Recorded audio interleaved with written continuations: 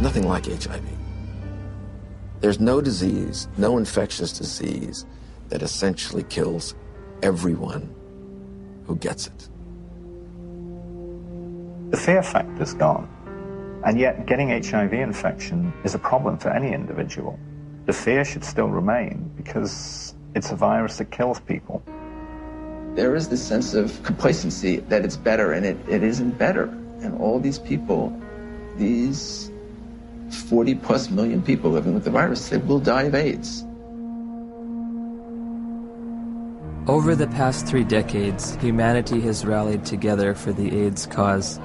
People from all walks of life have united across all social and economic boundaries, joining hand in hand for one common purpose: to end AIDS.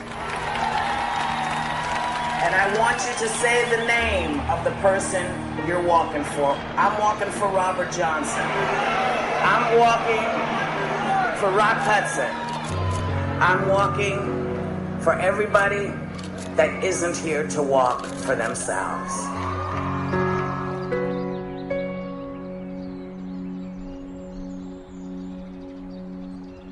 The statistics are growing, all except for one. That's the amount of people cured, and it's still 0.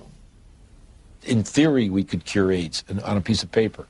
Maybe someday it'll come. I can't say when. Despite all the major progress we have in chemotherapy of those patients, none of these patients got rid of the virus. I don't think the pharmaceutical industry is very interested or invested in a cure. You know, I don't mean to be too cynical, but the reality, I think, is that, you know, the situation they've got now, which is lifetime treatment with expensive drugs, that kind of suits them pretty well.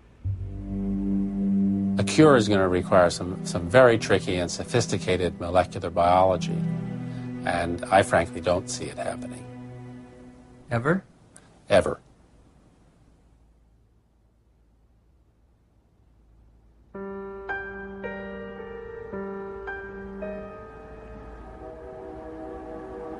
I was born in 1980, a year before AIDS exploded onto the public consciousness. I grew up beneath its shadow like a child raised under the threat of the mushroom cloud. You might say I am a member of the first HIV/AIDS generation. I've never known a world without it. This film is an account of my journey through the shifting sand surrounding HIV/AIDS. AIDS has been front-page news for nearly 30 years.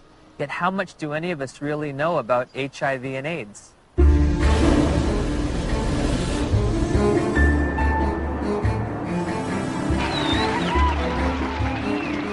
What is the difference between HIV and AIDS?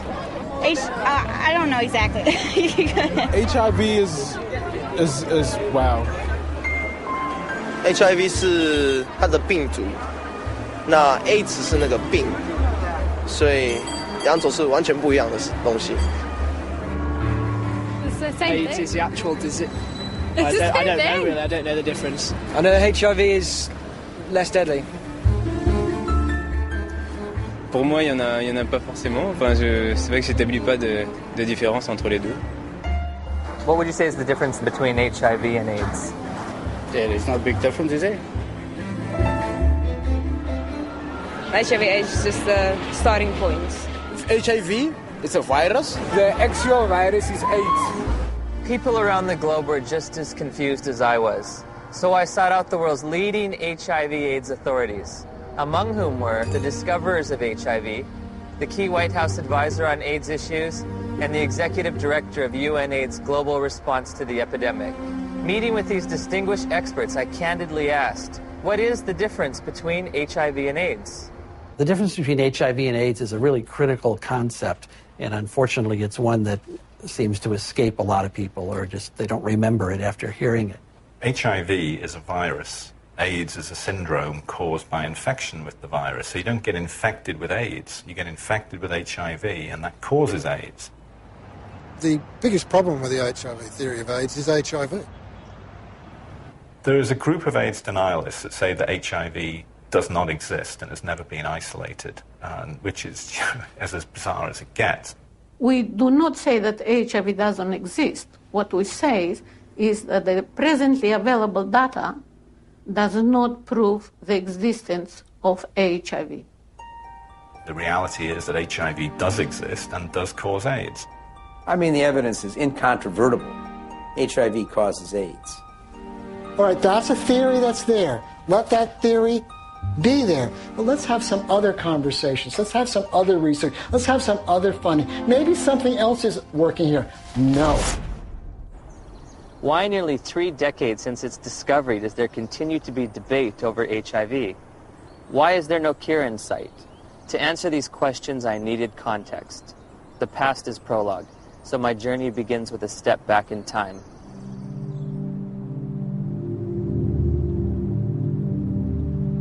The National Center for Disease Control is reporting more cases of 2 rare and deadly diseases found in homosexual men.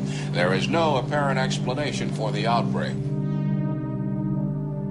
Obviously, this is an issue with great emotional fervor, but... How can we stay unemotional when people are dying every day from a disease the CDC has yet to name? For crying out loud, if the CDC won't name it, at least demand the press stop calling it GRID. Well, unfortunately, I have to take credit for coining the term GRID, which stood for gay-related immune deficiency. We were seeing a cluster of gay men who were suddenly critically ill of pneumocystis pneumonia, which was the indicator disease of something new, and reported our findings to the CDC. I was the chief of the STD division at the CDC at that time, when the draft report of 5 cases of pneumocystis in gay men came across my desk for review. Shortly afterward, cases of a very rare cancer called Kaposi sarcoma were diagnosed in young gay men. My first reaction was, this is an extraordinarily important finding. The CDC was looking for something like that when it came along. They were looking for it already. They were hoping there was going to be a new plague because polio was over. The CDC's budget was getting decreased. This is back in like the early 80s.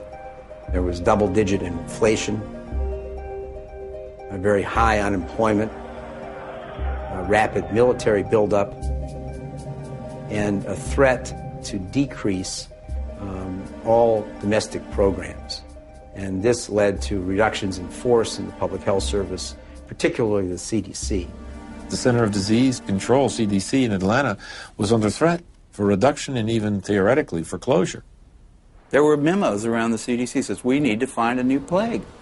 For them to justify their expenses and their existence and make their careers, they have to find infectious diseases.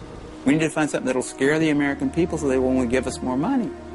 Once people recognized that this was likely caused by a virus, the media attention went from no news coverage to the most covered news story in history. People went from neglecting it to fear and panic. Maybe I can get it.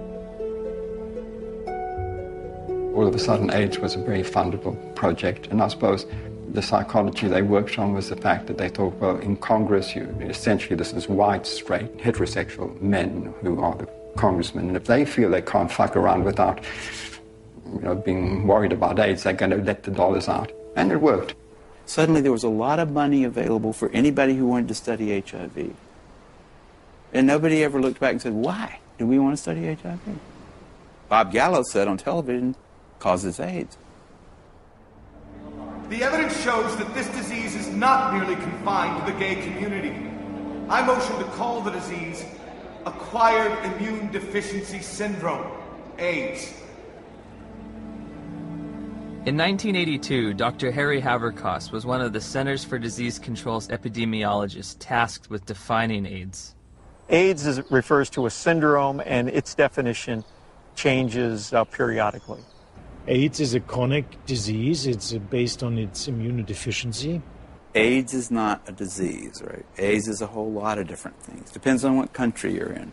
When your CD4 count falls below a certain arbitrary level, by definition, you have AIDS. You know, when someone's count goes down and then it goes back up again, it's, politically they may still have AIDS. Medically, I don't think they do. If you develop any of a number of opportunistic infections or diseases, that puts you in the category of AIDS.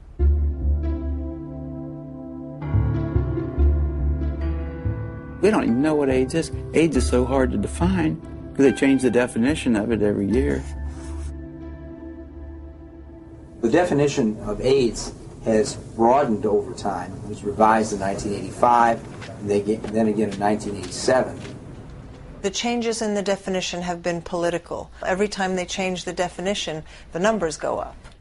The definition has changed many times. The biggest change was probably in 1993, which they then, added the CD4 count and HIV, and, so you could not even be ill, but if you had a CD4 count consistently below 200, you now had AIDS. A closer look at the Centers for Disease Control's documents reveals that AIDS numbers actually declined in 1993, but a retroactive definition change increased the estimates by more than 100%. The more diseases they could lump into this AIDS syndrome, S stands for syndrome, the better the chances are they get patients under that umbrella, the more patients they could catch. As time goes along, definitions get used for a variety of issues, and some of those are not based solely on scientific decisions, but politics and capitalism and reimbursement comes into play. For example, a person with hepatitis C, even say here in San Francisco, if you got hepatitis C and only hepatitis C, you're shit out of luck. Having an AIDS diagnosis, I get a free apartment. The city of San Diego pays my apartment. I can have the state of California pay for many medications related to HIV. I get Social Security benefits. I can get discounts on my supplements at the local health food store. I also get food stamps and in-home supportive cleaning services. So I was basically a healthy person walking around, and I had all these wonderful little perks, You get all these benefits, that we fought for and got. But the end result has been a sort of an imbalance. We succeeded, and I'm glad we did, but it is a little unfair. Politics, insurance, capitalism, benefits, you can be sick or healthy. I never would have thought that AIDS was so convoluted. Right. Well, as I said, that has changed. How you define that scientifically has changed quite often. Which just makes it difficult to, for the lay people to understand. It makes it difficult for me to interpret the numbers. Africa is purported to have the highest incidence of AIDS cases on the planet. So I trekked to South Africa to witness firsthand the impact of AIDS on that troubled continent. Around 10 million of South Africa's 48 million people have been reported to have AIDS. It's only a 10-minute drive from Cape Town's pristine modern airport to the squalor of neighborhoods said to be ravaged by AIDS. All the facts on HIV and AIDS with Griselda on Metro FM Talk. It's World AIDS Day. There are functions, there are gatherings. The international theme is Stop AIDS, Stop HIV and AIDS. Keep the promise.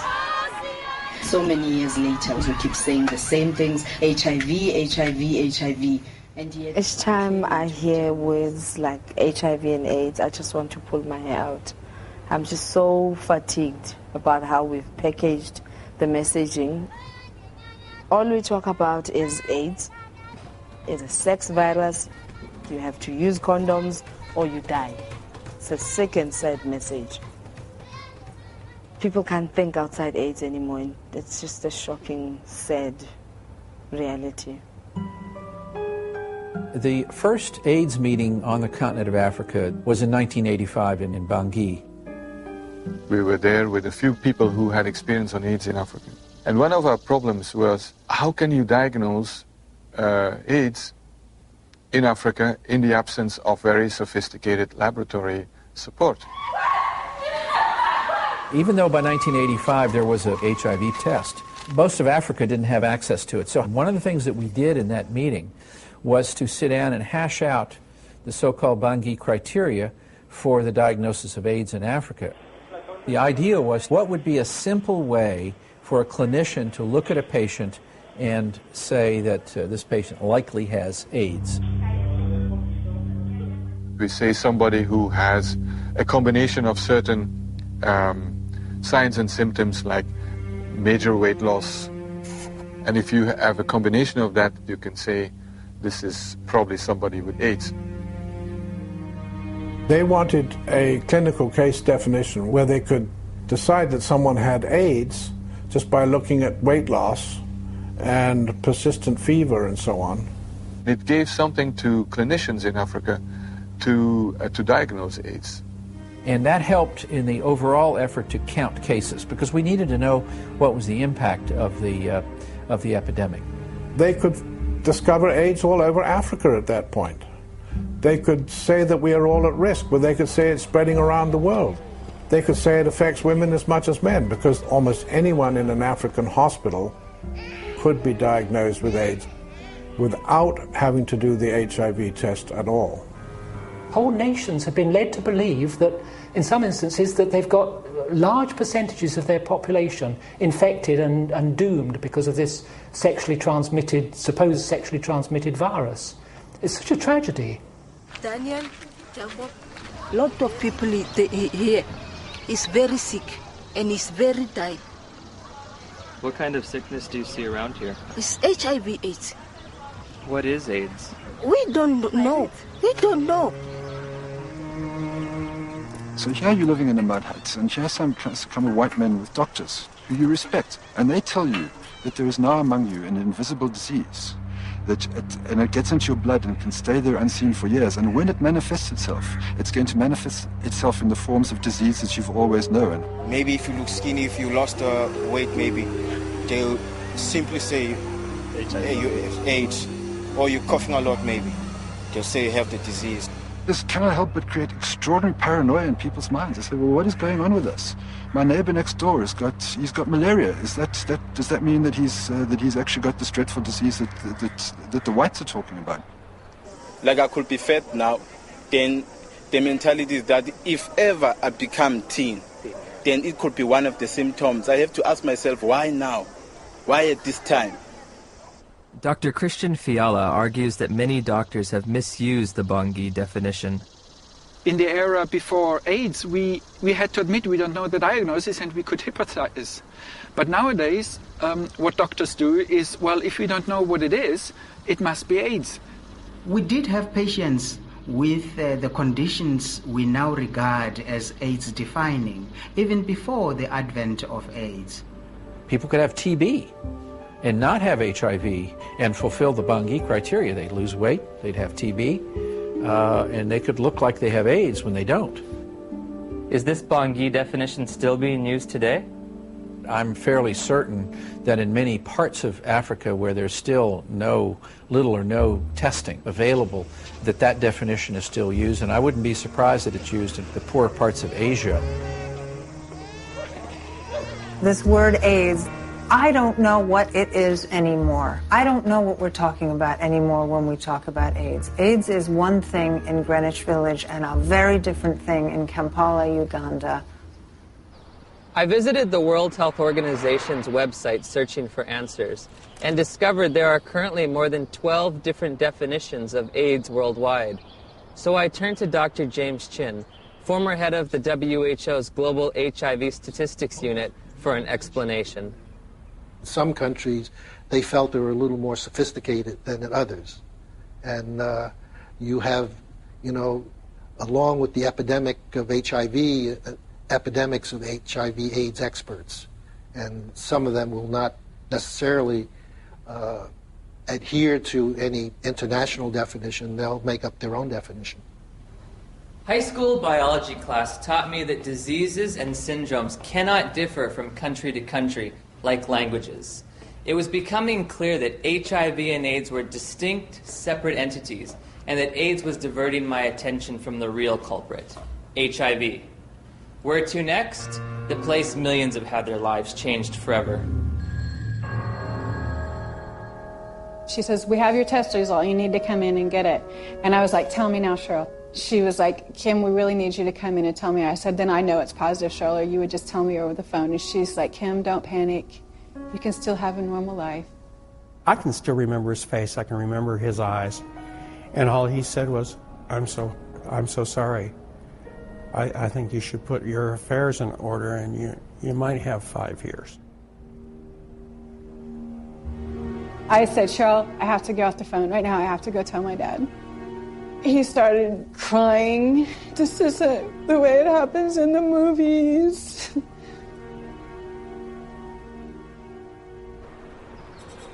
It's 7 a.m. here in Johannesburg, South Africa, and I'm a little nervous because I'm about to go in for my first HIV test.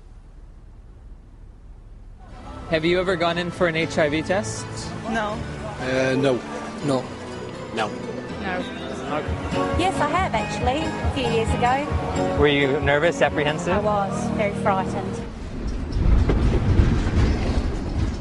The nearest testing center wasn't in a hospital or in a doctor's office, but on the main concourse of a bustling train station, beneath a few portable tents. HIV testing facilities are everywhere, from street corner kiosks to shopping malls. I'll be tested with a rapid test, which looks for antibodies to HIV.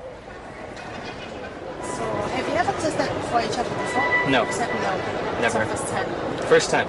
Wow. Is this your questionnaire? Yes. Okay. These tests claim to be HIV tests. I'm going to read from a section that says limitations of the tests.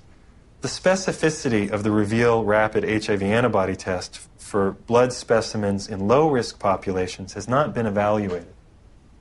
They don't know, in their terms even, how well this test is going to work in people they don't want it to work in, low risk. We don't think you're at risk. Tell me about your sex life. My sex life? Us? Since you haven't exposed yourself, lied, sex, you're not homosexual, you're gay, you know your story. Yes. Let us go and find out.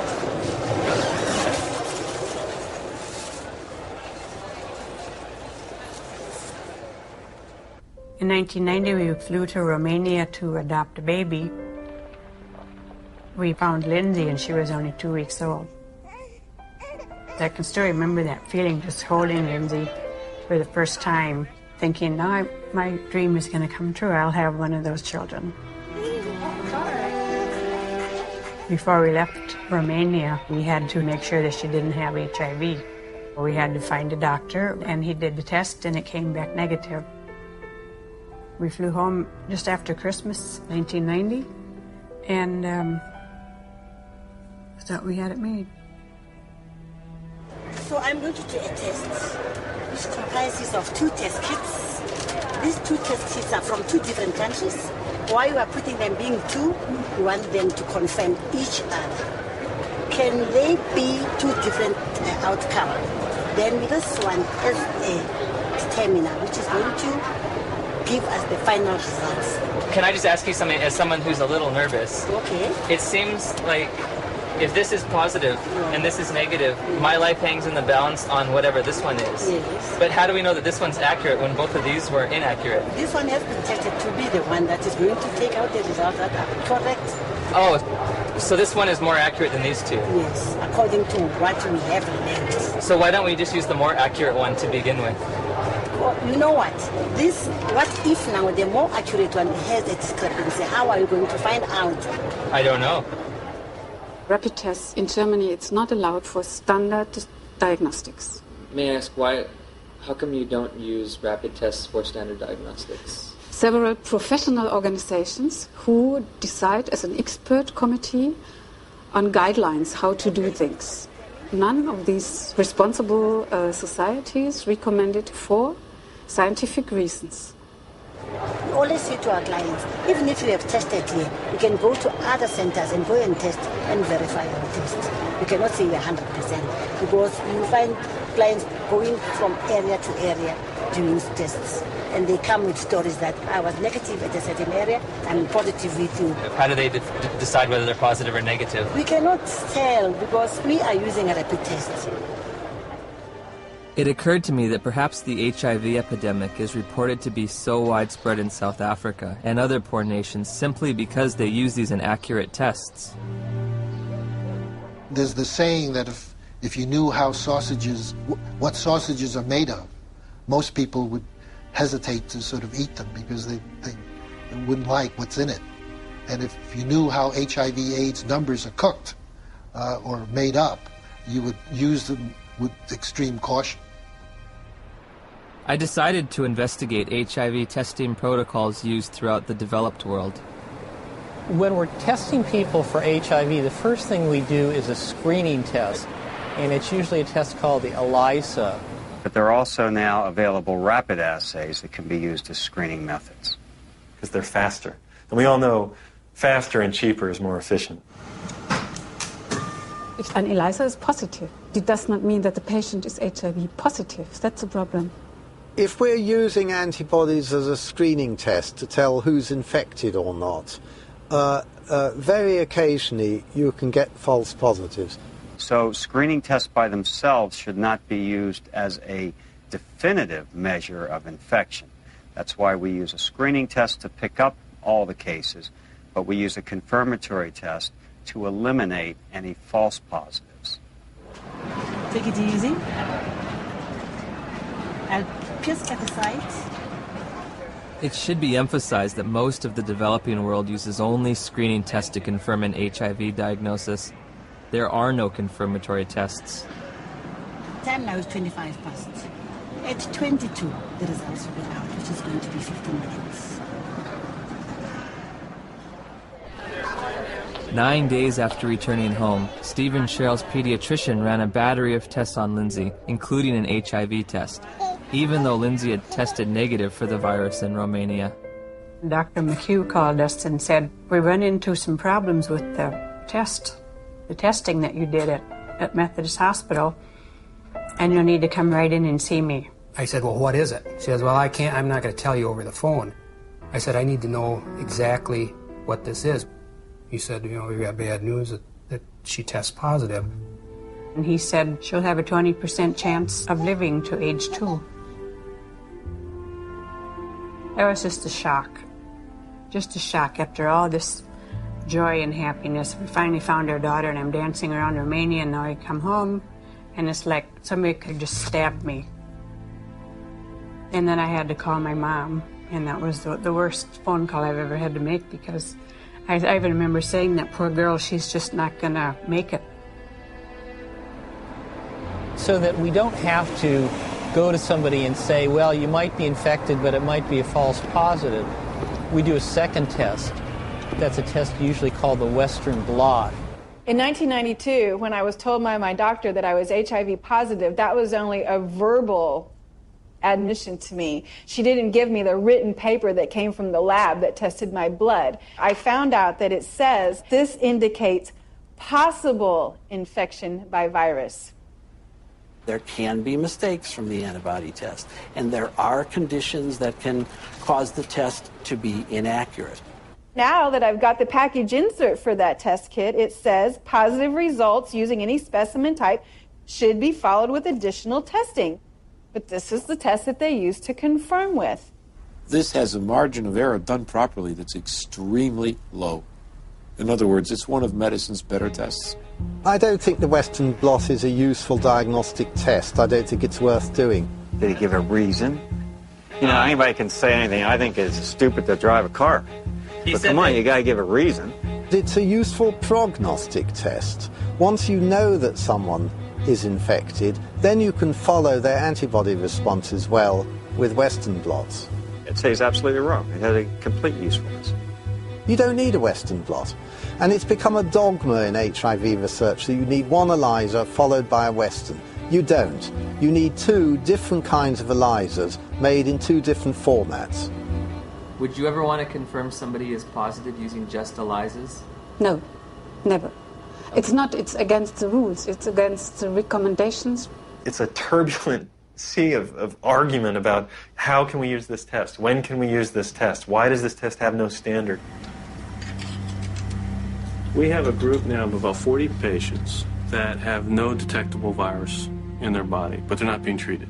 So the first question is, are they really infected? So the Western blots can have false positives? No, the Western blot was negative too. But they were told they were positive by a lab, yes, that misread the Western blot. Heavyweight champion Tommy Morrison tested positive in 1996. 11 years later, in 2007, he tested negative multiple times, allowing him to return to the ring. There's constant discussion in the community of people who do diagnostic testing and the blood bankers about how to read these tests. When you're looking at this Western blot, how do you determine what is a positive? You need a certain number of bands being present. It depends a little bit on the producer of the test. It depends on the manufacturer. Is there different criteria for what might be a positive? Yeah, there are different criteria from the manufacturer. Thank you for the word. And also there are guidelines from the WHO and UNAIDS. Well, HIV infection is diagnosed with rather now routine laboratory tests, which for which there are criteria for diagnosis established by the manufacturer, FDA. Claudia showed me the package insert that comes with the Western blot. It contains 8 different sets of criteria for diagnosing HIV infection. Because of the different criteria that apply in different countries, you can test HIV positive in one country and be given an AIDS diagnosis as a result of that, whereas in another country you won't test HIV positive and you won't be given an AIDS diagnosis. It's ludicrous that you can be positive in one country and not positive in another. Theoretically, I could be diagnosed with AIDS in the United States, but if I take 3 steps to my right, I wouldn't be diagnosed with AIDS, or I would lose my AIDS diagnosis when I cross the border. In 1992, I was encouraged by a doctor to take what's called an HIV test as a matter of social responsibility. And I was shocked and devastated and horrified when the results came back positive. It was one of those moments that everyone fears their whole life. A week later, I take the same test to an AIDS specialist. He looks and says, "This isn't a positive test. I don't know what this test means." Since a false positive looks like a true positive, how can you ever distinguish whether it's truly a positive or a negative? Well, that's a great question. It's going to be very hard to determine a false positive. So I take the test again, and this time my results come back marked from the lab, indeterminate. I'm faced with the decision, do I want to wait 6 weeks to test again or do it right away? I opted for right away. My results that time come back positive. Took it again, came back negative. I took it again, positive. What happens if you're positive on one criteria but negative on another manufacturer's criteria? How do you decide who's infected and who's not? You will use the most sensitive criterion. In late December of 2007, I read about new legislation passed in New Jersey calling for the mandatory testing of pregnant women or newborn infants should the mother's status be unknown. HIV mandatory testing, to me, is a no-brainer. I'm very much opposed to the concept of mandatory testing of any population because the tests are scientifically shown to be unreliable and inaccurate. You have no reason to fear this bill. And my hope is that eventually this will become a federal law so that every woman in this country would be tested. But HIV testing isn't an absolutely precise science. When I confronted my doctor about that, she said, we're way past Western blot now. We have the viral load test. But when you get the package insert for the viral load test, it says, if you test positive, you are considered confirmed infected with HIV. But at the bottom of the page, in fine print, it states a person should have additional testing. It does not allow you to tell a single person on this planet that they are HIV positive. And it's a scandal that this test continues to be used. So again, I'm asking, where's the test? Where's the test that can confirm a diagnosis of HIV infection? And I can't find one. I have the package insert from the manufacturer which they supplied me with. And under limitations of the test, it states that risk factors should be used in conjunction with the test. Has a person had sex? Have they used drugs? Have they had a blood transfusion? And then in conjunction with the test, not the test alone, but with the test, then you decide whether the person is positive or negative. Do the answers to these questions help aid in the diagnosis? Of course they did. Really? They do. Now, if I tell you that the test you took was lousy and didn't mean a thing, does that make any difference for everybody to hear? It'd make a difference for me. Yeah, I know. How can we say that HIV is the cause of AIDS when we don't know, based on current tests, whether or not anybody diagnosed positive actually has HIV? President Thabo Mbeki will officially open the AIDS conference tonight. Delegates here are hoping he will finally separate himself from the AIDS deniers.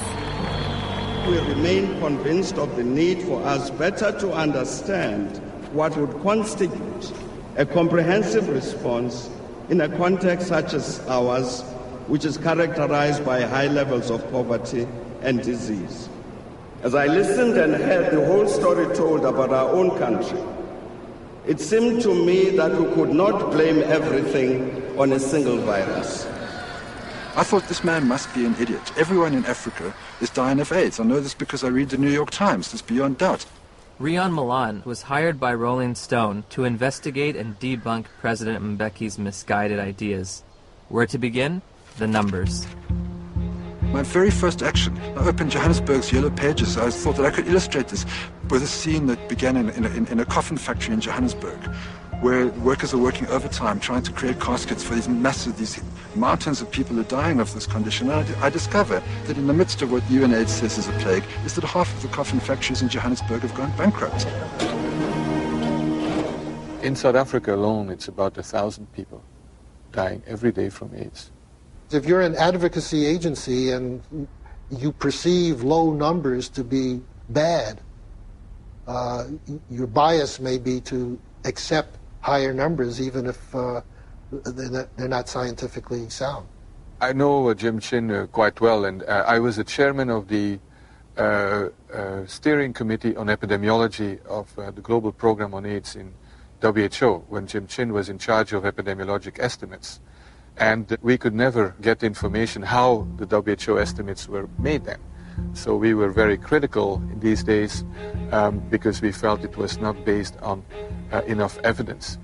It's possible that he didn't read the materials we sent him or he didn't understand them, but we did send information to anybody that wanted to know about the estimates because they were pretty transparent.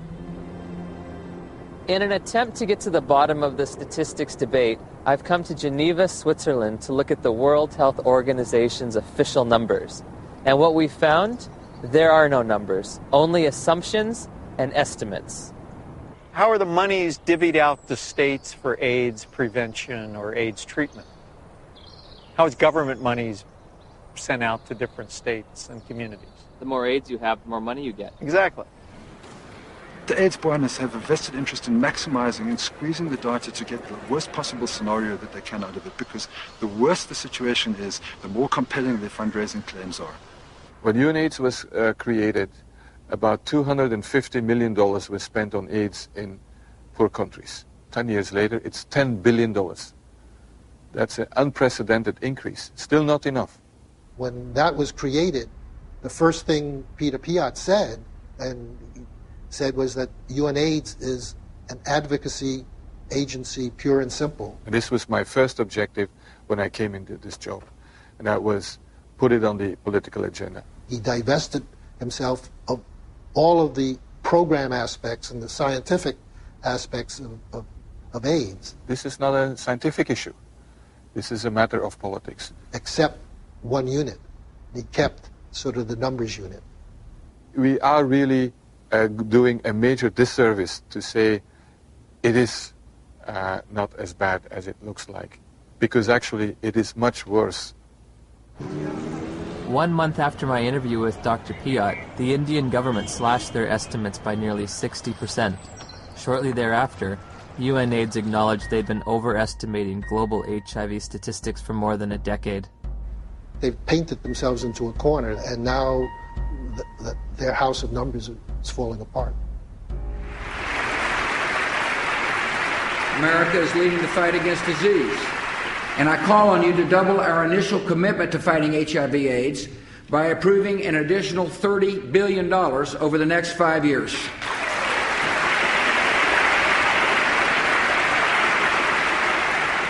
Global corruption, misuse of statistics, in order to convince people that there's one hell of a problem out there, guys, and we've got to go and do something about it. If you look at the real world, you know, how many people are infected, diagnosed to be infected, and eligible for treatment? There are very few compared to the number. In April of 2008, Congress approved a $50 billion expenditure for AIDS treatment and prevention. The vast majority of the world's population is not at any measurable risk of HIV infection. No measurable risk. Growing up in the age of AIDS, I was taught there were 3 certainties in life: death, taxes, and contracting HIV from unprotected sex. If you don't use a condom, there's a lot of chances that you can actually get the killer disease that is AIDS. I did a study of the heterosexual transmission of HIV in California, and we recruited individuals who were infected with HIV. Then we recruited their sexual partners, and we looked at whether transmission, in fact, had occurred. Padian runs a study. It's a 10-year study with the world's most virulent, terrifying sexually... I mean, this thing jumps, off of penises into vaginas miles away. How many of them do you think, after 10 years, with the world's most terrifying, virulent, sexually transmitted disease, came up positive? Nobody. Nobody. Nobody who was negative came up positive. 0. I think HIV is more difficult to transmit than probably most other sexually transmitted diseases. I mean, I think that's pretty widely known. If I were to have unprotected sex with somebody who is HIV positive, how many acts would I have to engage in before I got the virus? Just one. I think one would be enough. First act? One is enough. Remarkably, HIV is a difficult infection to transmit. This contradicts everything I was ever taught about the sexual transmission of HIV. AIDS is the best example of what's really scary and alarming and dangerous about our culture right now, which is that it's a culture of PR. It's a public relations phenomenon. The truth doesn't matter. What matters is the image. If we were talking about reality, the reality is that AIDS is over.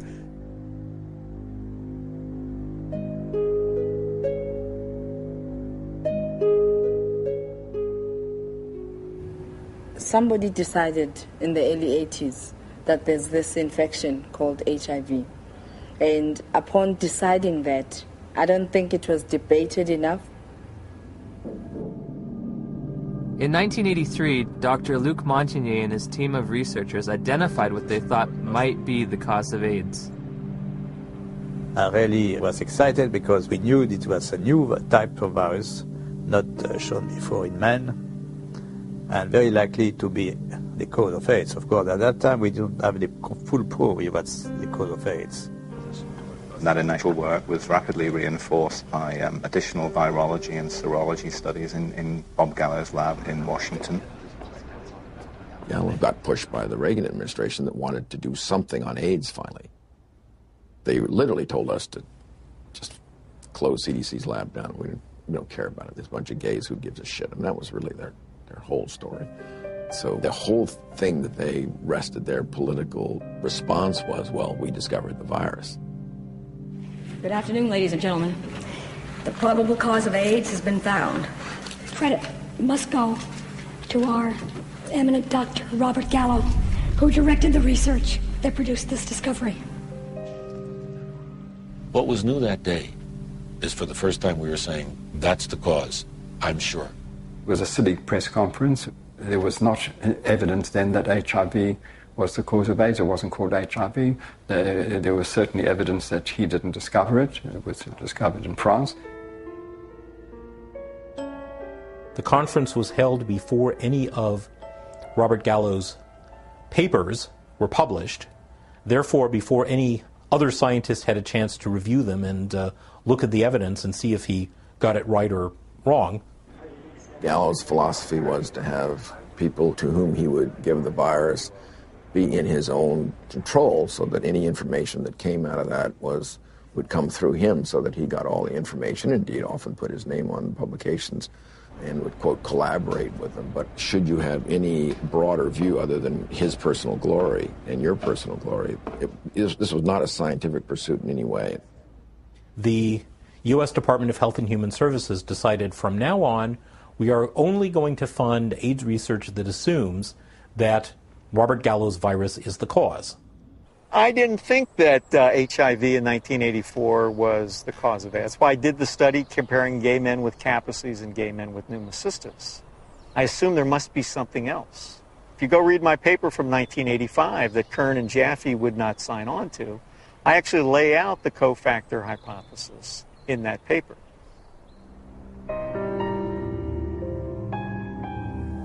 I'm a promoter of the role of cofactors in AIDS. Well, cofactors just says that the cause of a disease is by more than one factor. Just simply being infected with HIV is not going to do it. You need certain cofactors. Cofactors are not necessary. Dr. Fauci would say HIV causes AIDS without the need for anything else. That's kind of ridiculous. The data that indicate that any different type of infection like mycoplasma or something like that is a necessary cofactor, I believe those theories have been debunked. What the fuck does he mean? Sorry. What's it? What does he mean that there are no cofactors? Where's he coming from? There's cofactors for everything. Cofactor implies something specific. And it really gets us off into tracks that are wandering. Gallo isn't gonna change his mind. But he's probably 70 years plus now. He's going to remember things. We all remember things that are good for us, and we forget the bad things. The cofactors are important to really understand how people get ill, why they get ill. What is asked of an AIDS journalist is to deny an existing reality, which is a strong, growing body of dissent on a scientific question. In August of '92, my dad had just read his latest National Review, and there was an article in there about Peter Duesberg, a maverick cell biologist. He said he didn't think HIV caused AIDS. To deny that this well-identified, well-characterized virus is linked with AIDS is, to my mind, just potty. He said, I can't replicate this in my office. I can't get this virus to do anything. We thought, oh my gosh, my dad is really daydreaming. He's trying to wish this all away because he knows how upset we are. Just wish it all away, and everybody will be gone happy. If Fauci would say, here's $1 billion for alternative theories of AIDS, you wouldn't believe what's going to happen. A lot of HIV researchers overnight would start cofactors. The first year they would call them cofactors of HIV. And the next year, the co would be topped and HIV would be topped the year later. Peter is highly intelligent. He did excellent work. I mean, no wonder he got a full professorship in Berkeley and was nominated to the American Academy of Sciences. But I told him very frankly that he's killing people with his theories, and I still stick to that. They attack him, they attack his ideas, and they present some bogus way of refuting what his science has said that doesn't really refute it. Peter Duesberg? Yes. Oh. They are all prostitutes, most of them, my colleagues, to some degree, myself. You have to be a prostitute to get money for your research. You're trained a little bit to be a prostitute. But some go all the way. In light of all this scientific uncertainty, I asked Dr. Fauci for evidence linking HIV to immune deficiency disease. When you put the combined findings of the initial characterization as a distinct retrovirus isolated by Montagnier and his group, together with Gallo linking the virus to being the cause of AIDS, and they put those things together, and that's how we have a confirmation of the causative agent of AIDS, namely HIV. Still unclear about the evidence for HIV's existence, I decided the best way to verify it would be to actually see it. I asked Dr. Hans Gelderblum, a world-renowned electron microscopist, if he thought there was any reason to question Dr. Montagnier's published images. I've seen these publications, stamp-sized images. It's a nuisance. It's a nuisance. You do not really see much. When we saw that photo, we said, suggestive, but not convincing. Dr. Gallo, 1 year later, published photographs he claimed to be of HIV. Were his any better? These pictures were not so impressive. They were not much better than Montagnier's images. It's one thing to look like, and another thing is to be a virus. In 2002, I stumbled across an article by Valander Turner and Andrew McIntyre of the Perth Group in Australia, and it questioned whether there's ever even been found a virus. I became consumed with researching this. I could read from morning till night every day, and every link to another link, and I would email to these people and say, where's the test? I want to know. Am I dying? Am I contagious? And they weren't even very kind. They were just like, read our articles again. How many times do we have to tell you there's no test? It is crucial to understand that an AIDS diagnosis is forever. It cannot be reversed or alleviated. The stigma attached to people knowing that you have it and are living with it is worse than actually living with it. I can't think of anybody who's ever been evicted from their apartment because they had breast cancer or because they had cerebral palsy. I did a campaign to address stigma. The message is that if anyone is infected, we are all affected. Some have it medically, some have it socially, some have it culturally. And at the end of the day, if it exists anywhere, it exists everywhere. We don't all have AIDS. And once you start bullshitting, it's a problem. You know, we don't all have AIDS. We all have to be sympathetic to AIDS. And yes, there's all kinds of people who get HIV infection. But you know, we don't need to make, in my view, non-truths, you know, or just to have a slogan or a symbol. We all have AIDS. No, we don't all have AIDS. Well, my message is you do have it, whether you want to accept it or not. Are you medically susceptible? Maybe not. But are you socially vulnerable? Yes. In June of 2007, the BBC featured a news story which began, HIV infection theory challenged. Living cells are complicated, and how they work inside the body is even more complicated.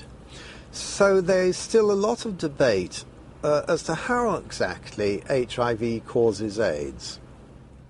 In March of 2008, the Washington Post went on to state that multiple surprises have reminded researchers how much they still don't know about HIV's biology. HIV has got to get inside the circulation of the body, and it does that in ways that are not completely understood. The prime target for HIV is a T cell population called CD4 helper T cells. The way that the virus gets into the target cell, it fuses its membrane to the membrane of the cell. I don't understand the fusion process. I don't think anybody completely understands it. We have a relatively poor understanding of how viral proteins interact with proteins in the cell. How come our antibodies aren't able to keep HIV in check? It's an excellent question. That's one of the great stumbling blocks. They can't prove that HIV is the cause of AIDS, okay? They cannot prove that HIV is the cause of the collapse of the immune system, no matter how many scientific journals says it is. When you go to the basic research, it doesn't prove it. We are almost convinced that there is other factors that are involved in the loss of CD4 cells, and we don't know yet all the mechanism. How HIV depletes the T cells so an individual advances to AIDS is probably due to multifactorial elements. One is it will kill the cell eventually that it infects. HIV does not necessarily kill the cells it infects. Some T cells are directly killed by HIV, and other T cells keep the virus in check. It's a silent state within the cell, and I think in many cases these cells can return to a normal function. Can that cell return to a normal state? I don't think so. When I was told I was HIV positive, I accepted that on a very deep level. But only by having the courage, the open minds, and the open hearts to answer these questions are we ever going to know how to help people, how to do what we need to do to help people. In late 2007, Science Daily reported that 3 prominent research teams had published papers in the Journal of Immunology challenging the theory that the sudden loss of T cells triggers disease and AIDS. The details of HIV pathogenesis, how HIV kills people, are still being worked out. If the sudden loss of T cells in HIV-positive individuals can't explain why people get disease, then there must be cofactors that cause people to get sick and die, or factors that have absolutely nothing to do with HIV. While researching HIV hotspots, I began to realize there is a direct correlation in these places with another condition that leads to immune deficiency and death. I think it is important to keep in mind, especially for us in the West, that poverty is not a romantic issue. It is a deadly issue. Poverty leads to diseases and premature death, period. When you look at the symptoms that they talk about, for people that are HIV positive, you find that some of them, they are more related to malnutrition. Their nutrition is not very equilibrated. They are in oxidative stress, even they are not infected with HIV. So their immune system doesn't work well already. People are hungry, they're underdeveloped, there are no hospitals, there's no proper medical care. You take away poverty, you're giving people an ability to fight infections. These are toilets. Yeah. We don't have flushing toilets. When flies get into the toilets, they actually come back to touch our food, you see. And look, we need to take that food. And we don't know which infections are there. So how do you expect people must survive in these places? Look there.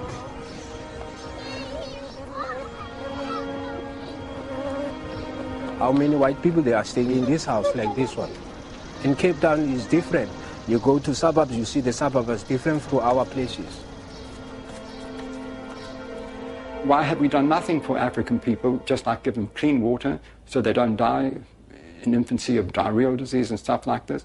All we care about is HIV, AIDS. Well, question. Well, there's money in it. There has to be, other dynamic working to lead public interests to the African situation and ignore clean water, sanitation, malaria. I mean, things that kill people.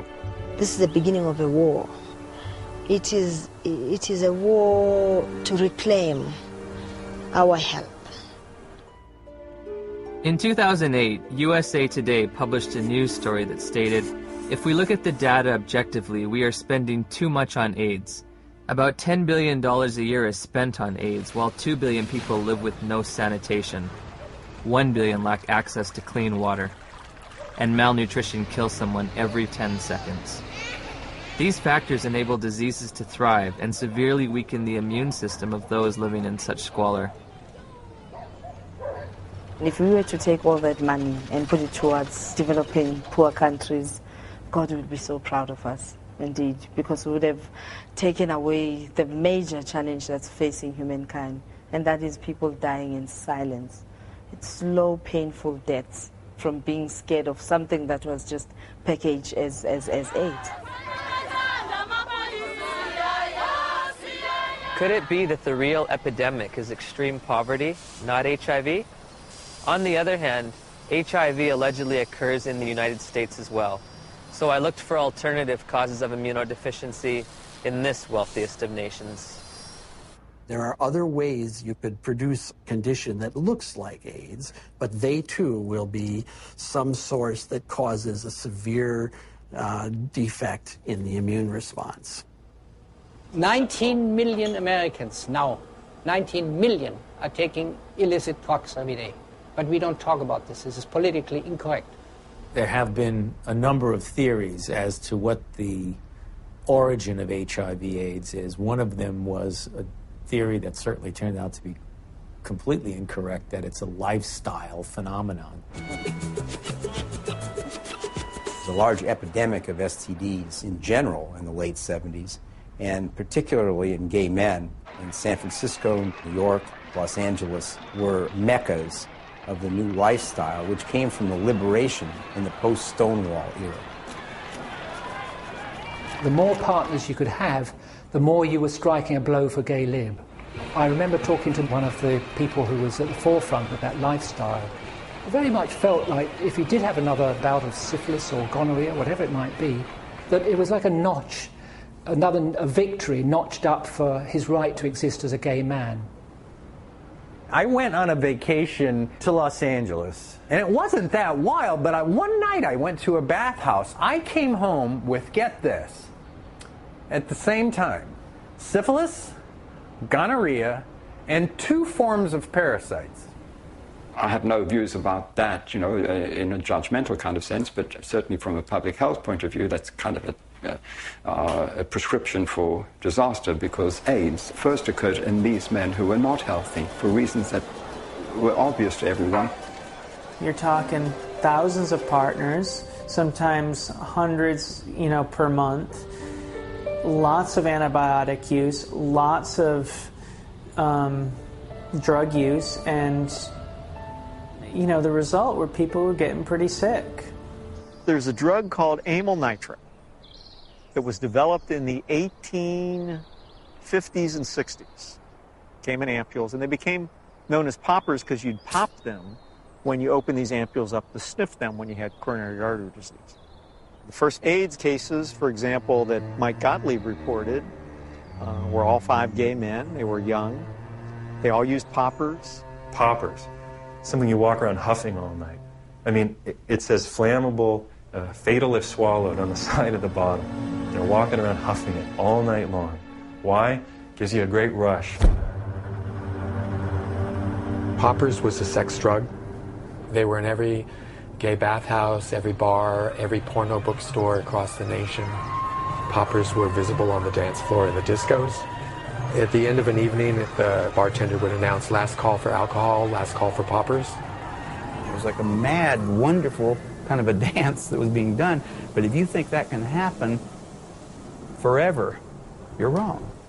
Whether or not HIV exists, whether its role in a weakened immune system is almost irrelevant when you compare it to what was going on at that time. The lifestyle explanation proved politically unacceptable, but the virus explanation proved very, very acceptable to many different parties. Pneumocystis pneumonia and Kaposi's sarcoma were the hallmark diseases for AIDS in the early years. To go back and deconstruct it and say, what exactly did cause pneumocystis carinea? I remember the first patient that I ever saw, my resident brought me to see a young gay man with pneumocystis pneumonia. I knew a little bit about the use of poppers or amyl nitrite inhalants, and I started asking the patient if he used them, and it turned out that he was a very heavy user. of amyl nitrites, and much to the surprise of my students, I said, I think the man probably has destroyed his pulmonary immune system by inhaling this toxin. What exactly caused Kaposi sarcoma? We know that now. It was amyl nitrite. We saw KS decline, interestingly parallel to the decline in popper use. We now know that Kaposi sarcoma is caused by a second virus, the human herpes virus strain 8. To rescue comes another virus. As always, when you're in trouble, you find another virus. If one wants to look at really what causes this, we've got to look beyond just HIV and just beyond HHV8. Calling it a disease, see? And to give it that name, AIDS. So everything's included under that, and you don't have to just say, I mean, if you just said, you know, these people are getting a lot of weird diseases, all kinds of diseases, it wouldn't have had the same impact. It was much better to say there is a infectious organism on the loose in America, and it could get you.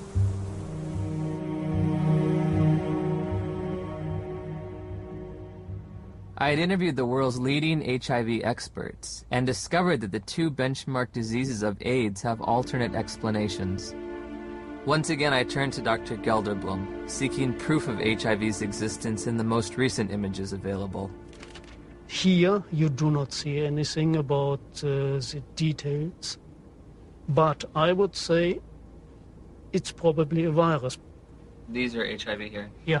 Oh, so are these HIV too? Yeah, yeah. Everything's Probably. Probably. Yeah. What can I tell you?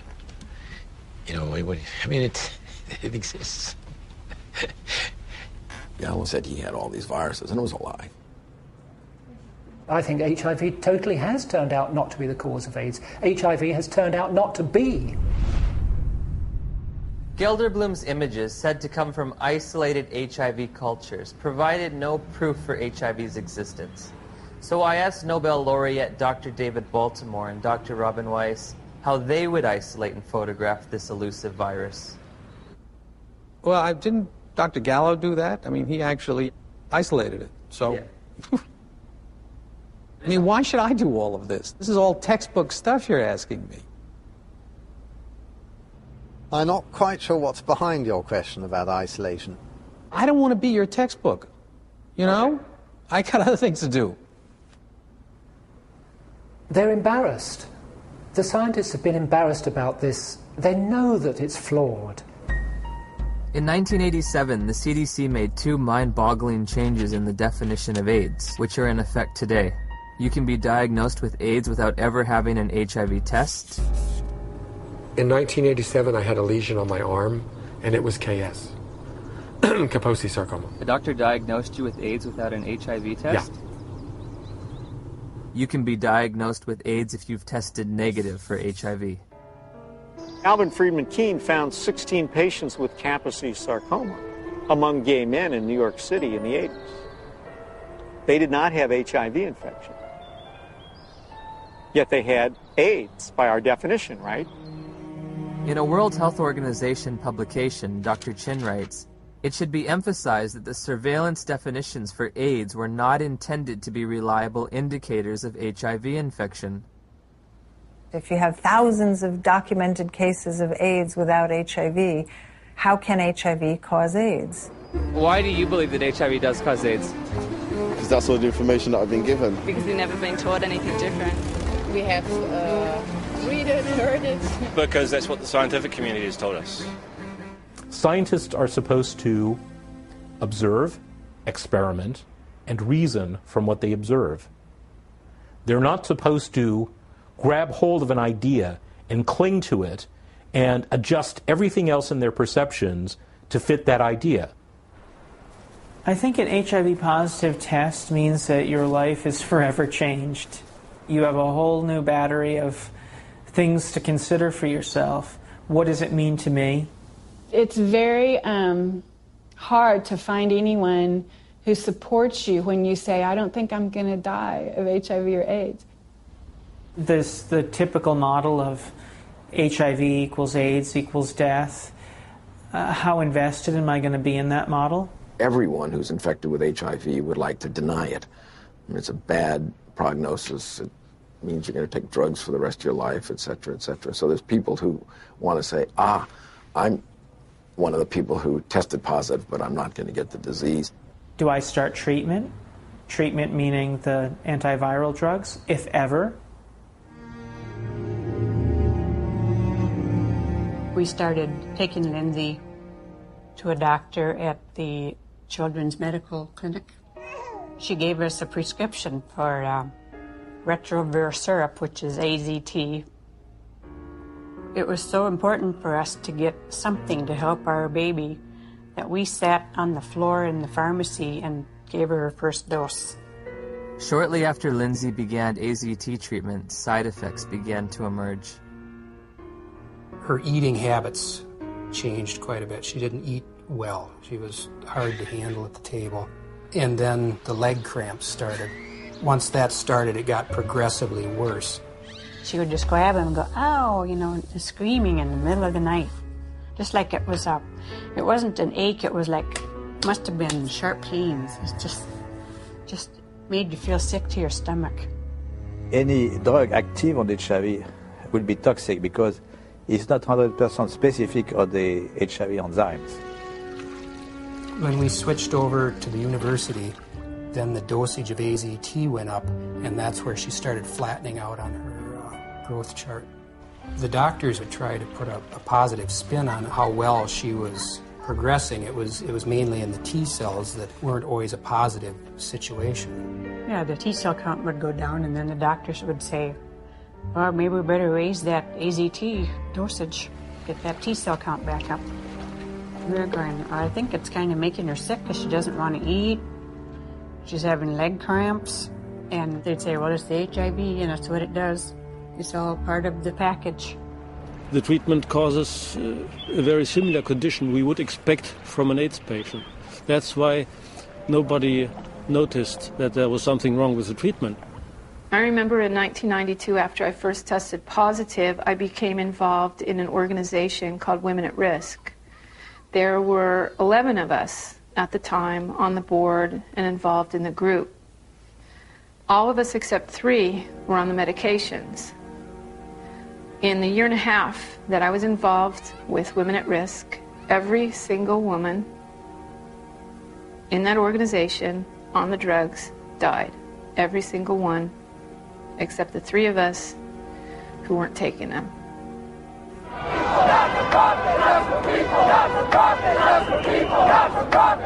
We weren't just given handfuls of AZT, we demanded it. AZT! Where is your humanity? We considered the FDA not giving us these things as being anti-gay instead of being responsible. And so we went and we lobbied and we pushed for all these things, and we didn't think clearly about what it was we were asking for. It's like that saying, be careful what you ask for, it may come to pass. That's the very reason why everybody believed HIV is a deadly virus, because the HIV-positive patients at that time got a deadly treatment. Despite the billions spent on the drug, tens of thousands of people with AIDS have died. And now a growing number of studies are questioning the drug's usefulness.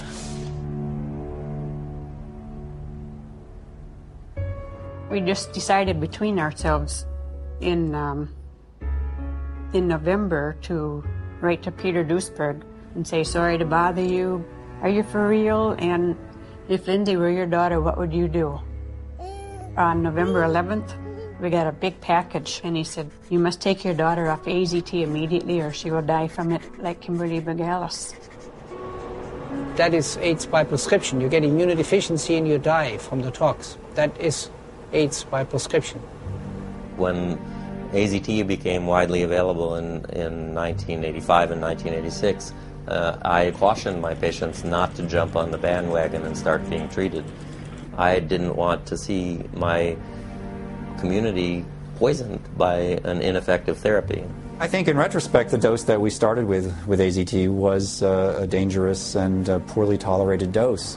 Nobody wants to realize what was the real effect of this overtreatment.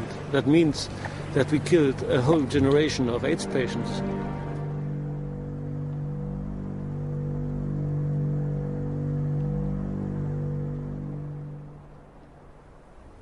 In '96, David Ho announced highly active antiretroviral therapy. Also known as the cocktail, because the treatment combined the newly developed protease inhibitors with older HIV drugs, such as the chemotherapy drug AZT. That was a revolution. What was an 100% fatal illness now could be treated. The AIDS medication today is not that toxic than it was in the early days. And it's a potent drug regime. That means it kills almost everything. I play around with treatment interruption because I think the drugs are toxic.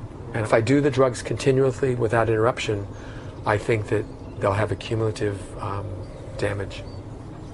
In the years that we've been using the cocktail, we've found that there are lots of side effects. In South Africa, I spoke to a couple of pharmacists specializing in HIV treatment. How often do you see side effects in patients? Yeah, all the time. All the time. Almost all the time. We saw the lipodystrophy, the buffalo humps at the back of the neck, then the lipoatrophy, which is the loss of fat in the face and the arms, giving people a very gaunt look. The risk of heart attack seems to be increased in people on these drugs. With what we have now, the side effects eventually are going to outweigh the benefits. So patients really do better for the short term, but in the long term, they die also. In 1994, Audrey Serrano tested HIV positive. While initially healthy, she was prescribed AIDS drugs which nearly killed her and left her scarred for life. In December 2007, after multiple negative tests, she was awarded $2.5 million in damages. Some people are very fortunate. They don't have these side effects, but many people do. So prolonged treatment is impossible. I know people that are like horses, have no impact with some drugs, no side effects, and somebody else falls apart. The new generation of antiretroviral drugs are less toxic. They can be more tolerated. But for how long? I agree. We cannot give a treatment for life. It's not like insulin, you know, it's something which is toxic. Has a patient ever died from the side effects? Yeah, sometimes it happens. AIDS drugs are all classified as black box drugs. A black box drug is the most severe warning that our FDA will put on a product. It means you could die taking this because other people have died taking this. My sister Joyce was my best friend. She's a great mom and just a very lively person. In 2003, Joyce found out she was pregnant with a second child. She was offered an HIV test as standard prenatal care by her obstetrician. She called me at work and she was like, I got something to tell you. And I was like, well, what is it? She said, I'm HIV positive. So I took a deep breath. I said, well, it's not the end of the world. And she said, well, now I met this doctor today and he's a specialist. And he says, is there some medicines I can take that'll keep my baby from being HIV positive? Nevirapine. Warning. Severe life-threatening skin reactions, including fatal cases. One morning, she was covered in these welts and this rash. It was all over her face. It was all over her chest, all over her arms, her hands. When they're talking about a rash that can kill you, they're talking about a drug that targets the actively replicating cells in your dermis, in your mucosal layers, in your intestine, and stops them from working. And what happens? Goodbye skin. I would never take them. I don't have a problem with other people taking them, but I, as Griselda Kananda personally, looking at the side effects that they come with, looking at the toxins that they present in my body, not now, not ever. I have patients tested in 1985. They were all advised to take treatment, but they declined the treatment for different reasons. Because they didn't want to take toxic drugs because they were feeling well at that time. And how are they doing today? They're still living. Healthy? Yeah. Once we came to the conclusion that this was the drug that was causing this problem, irregardless of what the HIV was going to do, she was going to come off the drug no matter what. If taking her off the drugs meant that she could sleep through the night and be happy for 6 months, that would be worth it rather than live in agony for 2 years or 12 months. You hear a lot of doctors, you hear a lot of educators in AIDS, you hear a lot of people talk about it is probably the drugs that are going to kill us before the disease does.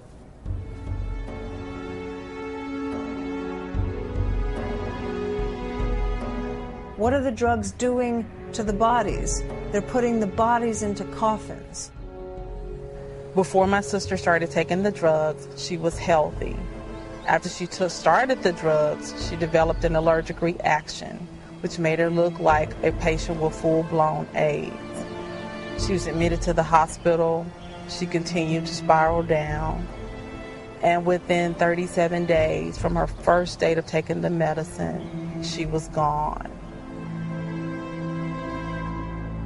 When news of Joyce's death reached the NIH, emails were exchanged between the director of the AIDS division and an ethics and safety officer. Ed, there was fulminant liver failure resulting in the death on this trial last week. Ouch.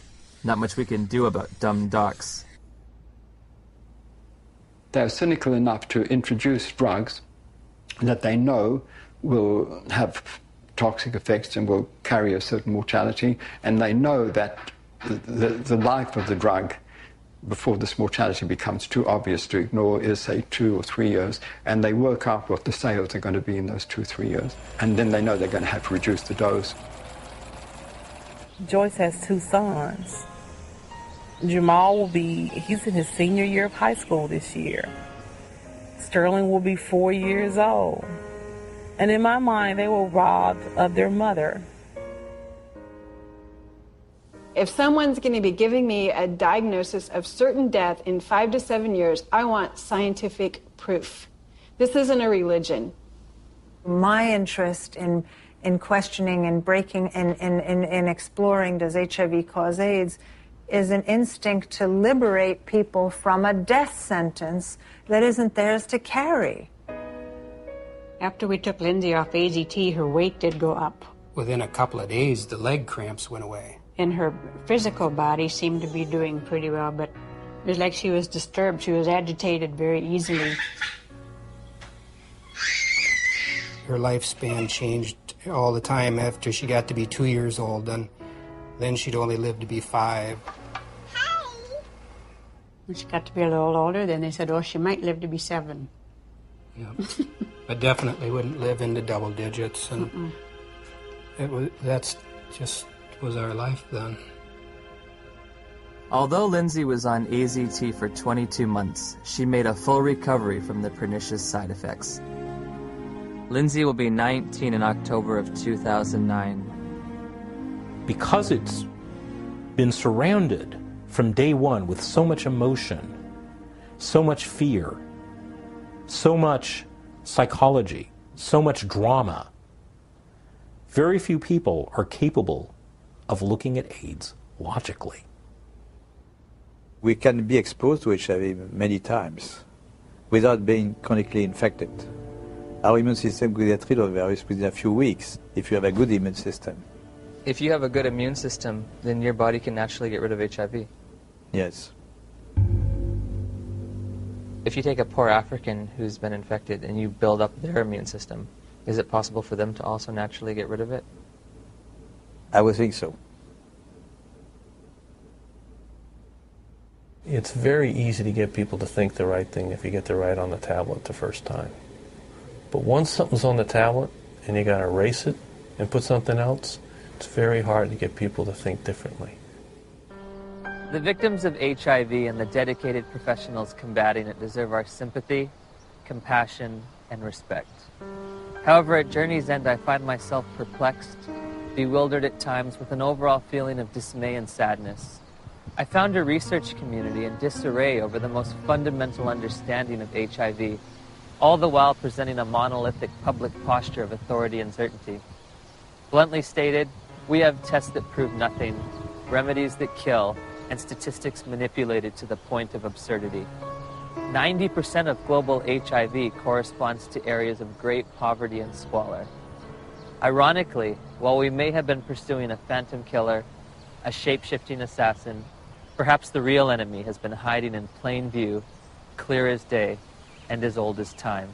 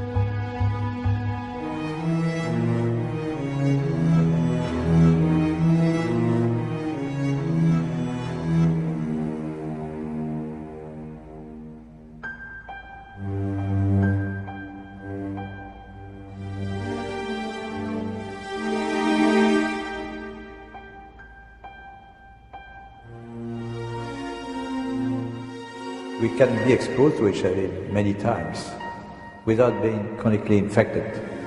Our immune system will get rid of the virus within a few weeks if you have a good immune system. If you have a good immune system, then your body can naturally get rid of HIV. Yes.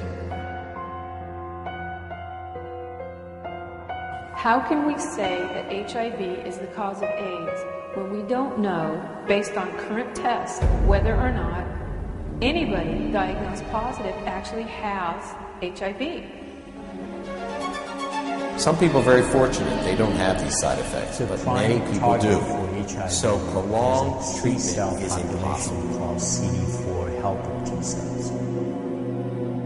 What the fuck's he mean? What's it in there?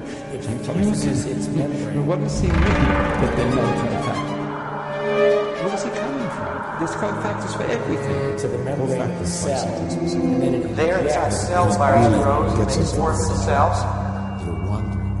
Gallo isn't going to change that. It's out in the circulation. Finds other CD4 He's cells. going to remember Effect. There is an ongoing battle. Cells die. The body will replace those cells that die. But there's not an infinite capacity to use cofactors important. This really battle understand between how HIV people get ill, why they get ill. What is asked of an AIDS journalist is to deny an existing reality, which is a strong, growing body of dissent on a scientific